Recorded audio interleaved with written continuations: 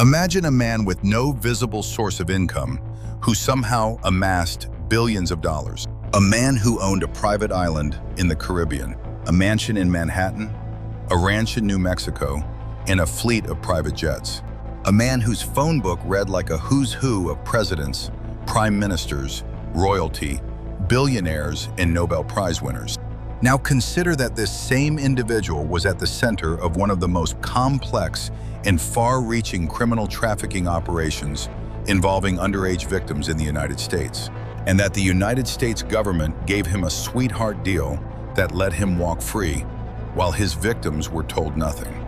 That is not a conspiracy theory. That is the documented, court-proven truth of Jeffrey Epstein.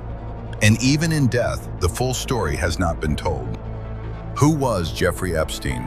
Jeffrey Edward Epstein was born on January 20th, 1953, and died on August 10th, 2019. He was an American financier and convicted child sex offender who, over the course of several decades, cultivated a vast, international network of prominent individuals from across Western high society. Figures in finance, business, government, academia, royalty, and entertainment. But here is the puzzle that investigators, journalists, and intelligence analysts have spent years trying to solve. Where did his money actually come from? Epstein claimed to manage money for billionaires, clients with a minimum net worth of $1 billion, he said. Yet virtually no one could name a single confirmed client. He had no discernible investment track record, no regulated firm, no transparent portfolio. He operated in darkness, and the darkness suited him perfectly. What is clear is what he used his wealth for. He used it to build a network, and at the center of that network was a machine designed to lure, exploit, and traffic underage girls, with the help of powerful men who either participated, looked away, or both. His right hand in this operation was a British socialite named Ghislaine Maxwell, daughter of the media magnate Robert Maxwell, who was accused of recruiting underage girls for Epstein, preparing them for his circle, and in some cases, taking part in the misconduct. Together, they operated across multiple properties: a mansion on East 71st Street in Manhattan, a sprawling estate in Palm Beach, Florida, a ranch in New Mexico called Zorro Ranch, and a private island in the U.S. Virgin Islands, Little St. James, which some victims would later call Pedophile Island.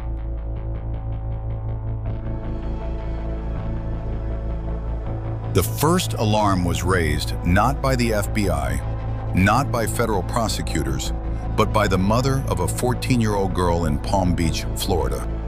In March 2005, Palm Beach police began investigating Epstein after the family of a 14-year-old girl reported she had been molested at his mansion. As detectives dug deeper, what they found was shocking in scope. Interviews with 5 alleged victims and 17 witnesses revealed that some of the girls involved were under 18, the youngest being just 14, with many under 16. A police search of Epstein's home found 2 hidden cameras and large numbers of photos of girls throughout the house. In May 2006, police officials signed paperwork to charge Epstein with multiple counts of unlawful sex with a minor. But the county's top prosecutor, State Attorney Barry Krischer, took the unusual step of sending the case to a grand jury, and the grand jury returned only a single count of soliciting prostitution. The relatively minor charge outraged Palm Beach police leadership, who publicly accused Krischer of giving Epstein special treatment. So the FBI stepped in. Federal prosecutors prepared a far more serious indictment. But then came the moment that would define this entire case, and which would eventually destroy a political career. Epstein's lawyers entered negotiations with the U.S. Attorney in Miami, Alexander Acosta. The result was a non-prosecution agreement that granted immunity to Epstein, 4 named co-conspirators, and any potential co-conspirators. His victims were not told of the agreement, and it was sealed. Epstein served just 13 months, and even that was barely a real sentence. He was allowed to leave the jail for up to 16 hours a day, 6 days a week, under a work-release arrangement that would later be described as extraordinary and unjustifiable. He walked out.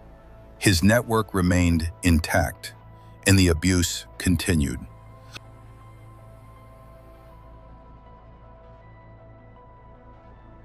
For nearly a decade after his release, Epstein operated with impunity. Civil suits were filed by victims, quietly settled and sealed. His social life continued: the private jets, the island, the famous friends. The world largely forgot about him. In November 2018, the Miami Herald published a landmark, year-long investigative series by reporter Julie K. Brown. She spoke with about 80 women who said they had been sexually abused by Jeffrey Epstein between 2001 and 2006. The reporting began to connect the dots between Epstein's actions and his social circle, and prompted urgent questions about how his high-profile friends could have been unaware of what he was doing. The public response was immediate and overwhelming. Suddenly, Alexander Acosta, by 2018 serving as Donald Trump's Secretary of Labor, was under intense scrutiny for the deal he had cut a decade earlier. Acosta resigned in July 2019 as the pressure became untenable. And then, on July 6, 2019, federal prosecutors in New York made their move.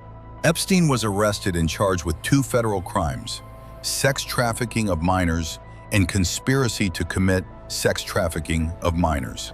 The indictment described how Epstein had developed a scheme to identify and exploit dozens of vulnerable girls and young women, some as young as 14, beginning around 1994 and continuing at least through 2004. It was also alleged that members of his staff engaged in misconduct involving underage girls. The victims were reportedly compensated to engage in exploitative activity and were encouraged to introduce other underage girls into the group. The net was finally closing.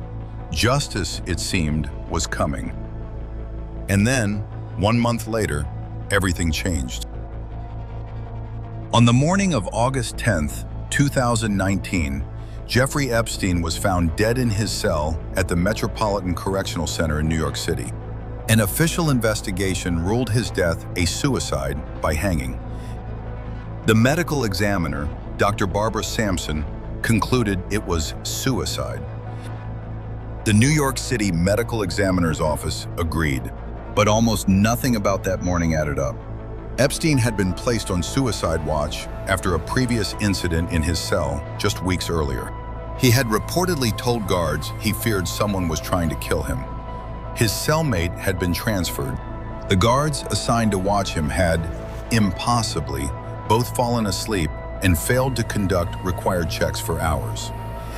On November 19, 2019, federal prosecutors charged MCC guards Michael Thomas and Tova Noel with creating false records and conspiracy after video footage revealed that Epstein had, against regulation, been in his cell unchecked for 8 hours prior to being found dead. In May 2021, the guards admitted they falsified records, but were spared time behind bars under a deal. They were sentenced to 6 months supervisory release and 100 hours of community service. Meanwhile, a forensic pathologist hired by Epstein's brother, Dr. Michael Baden, examined the body and concluded that the injuries were more consistent with homicide by strangulation than suicide. The broken hyoid bone, the hemorrhages in his eyes. Baden said these were patterns he had seen in strangulation, not hanging. The official verdict stands: suicide. But the official verdict has never fully silenced the questions. And given what we know about who Epstein knew and what he knew about them, the questions, at minimum, deserve to be taken seriously. If Epstein's death was designed to protect powerful people, it didn't entirely work. And in January 2024, a judge ordered the unsealing of documents from a lawsuit filed by one of Epstein's most prominent accusers, Virginia Roberts Giuffre. Federal Judge Loretta Preska in Manhattan unsealed the documents, revealing the names of numerous individuals described in a 2015 civil lawsuit as associates, affiliates, or victims of Epstein, including former presidents Bill Clinton and Donald Trump, the magician David Copperfield, Prince Andrew, former Israeli Prime Minister Ehud Barak, actor Kevin Spacey, lawyer Alan Dershowitz, the late New Mexico Governor Bill Richardson, and former Vice President Al Gore, among others. Now, and this is important, the fact that people were named in these documents does not mean any of them face allegations or evidence of wrongdoing. Many of the most prominent individuals were already known to have links to Epstein because of previous court cases or media coverage. But some of the testimony was more specific and more damaging than mere name-dropping. Virginia Giuffre stated under oath that Epstein arranged for her to be sent to Prince Andrew on multiple occasions, beginning when she was 17. Prince Andrew has consistently denied any sexual contact with Giuffre. He later settled a civil lawsuit brought by her without admitting liability for an undisclosed sum. Giuffre also alleged that Epstein trafficked her to prominent lawyer Alan Dershowitz, who has vigorously denied this and filed counter-lawsuits of his own. Testimony referenced in the documents included one witness saying Epstein told her that Clinton likes them young, referring to girls. A spokesman for Clinton denied any wrongdoing and said Clinton had not had contact with Epstein in nearly 20 years. These are allegations.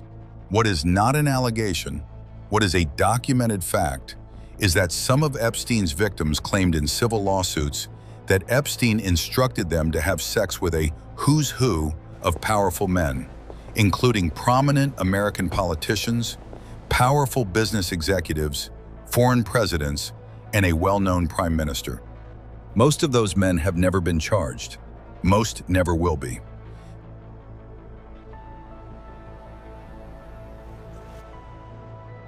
While Epstein escaped justice through death, Ghislaine Maxwell did not. Federal prosecutors in New York charged Maxwell in July 2020 with sex crimes, saying she helped recruit and abuse Epstein's victims. After a month-long trial, a jury convicted her in December 2021. On June 28, 2022, she was sentenced to 20 years in prison. Maxwell's conviction was a landmark moment, the first time someone from Epstein's inner circle faced real consequences. But it also raised a painful question. Maxwell was the helper. And it wasn't just people who enabled Epstein. Institutions did too, including some of the world's most powerful financial institutions.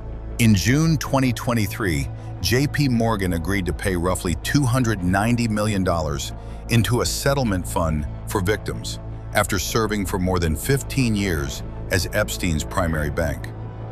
In May 2023, Deutsche Bank agreed to pay $75 million to settle claims that the bank had supported and facilitated the Epstein sex trafficking organization.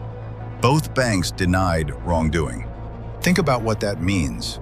The world's biggest banks, institutions with entire compliance departments dedicated to detecting exactly this kind of criminal financial activity, processed Epstein's money for decades. And the price they paid?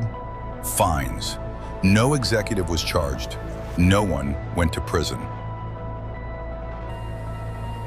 The story did not end with Epstein's death. It has continued, loudly, right up to the present day.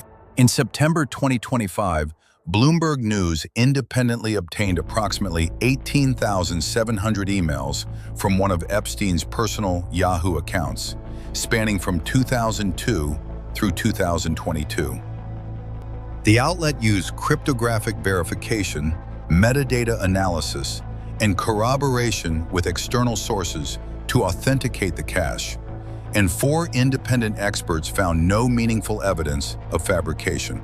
Those emails painted an even more detailed picture of Epstein's vast and well-connected world. Meanwhile, the political fight over the official government files had been building for years. In November 2025, the U.S. House of Representatives passed the Epstein Files Transparency Act. The Senate unanimously approved it, and President Trump signed it into law. The following month, the Department of Justice released an initial batch of documents, but it drew bipartisan criticism for extensive redactions and failure to meet the law's requirements. On January 30, 2026, an additional 3 million pages were released, including 2,000 videos and 180,000 images. The FBI had prepared diagrams charting Epstein's network of victims and the timeline of their abuse. 3 million pages, and still, many believe, nowhere near the whole picture. Attorneys representing more than 200 alleged victims called the January 2026 release the single most egregious violation of victim privacy in one day in United States history, arguing that the redaction process had been botched and that the names of victims had been exposed. Even the act of releasing the files managed to harm the people it was supposed to vindicate. As of today, the Department of Justice has declared its releases complete, while acknowledging that up to 6 million pages may qualify as files required to be released. Half the story still locked away. Step back and look at the whole picture. A man with no clearly established legitimate source of wealth was accused of running a long-term exploitation scheme involving underage individuals. He was investigated, charged, and then handed a secret deal that let him serve just over a year in minimum security conditions. His victims were not told. The deal was sealed. He walked free, and the abuse continued. When he was finally arrested properly in 2019, he died in a federal jail while the guards responsible for watching him were asleep, and they received community service. His co-conspirator received 20 years in prison. The banks that moved his money paid fines. The powerful men named by victims have faced no criminal charges, and the government files, which the public paid to generate and which concern crimes against children, were released in pieces with heavy redactions years after his death. This is not a conspiracy theory. This is the documented, public, court-verified record of how the American justice system handled Jeffrey Epstein.